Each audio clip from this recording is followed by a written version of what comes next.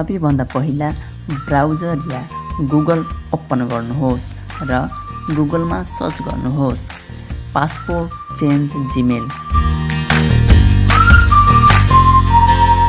यसपछि हजुरलाई तल एउटा लिङ्क देखाउँछ चेन्ज पासपोर्ट जीमेल।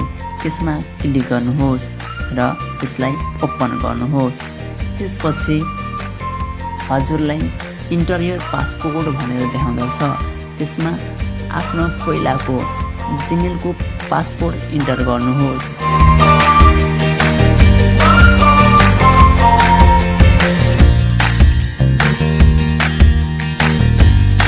र नेक्स्टमा क्लिक गर्नुहोस्।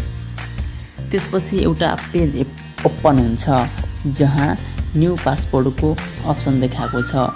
त्यहाँ न्यू पासपोर्ट हाल्नुहोस्।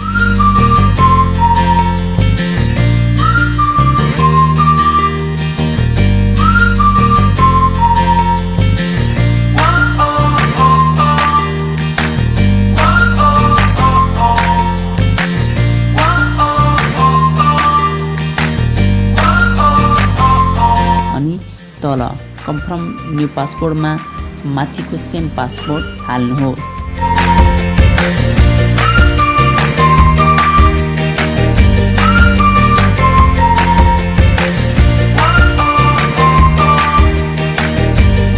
र तल देखाएको चेन्ज पासपोर्टमा क्लिक गर्नुहोस् अनि हजुरलाई योर पासपोर्ट वास चेन्ज भनेर देखाउँछ।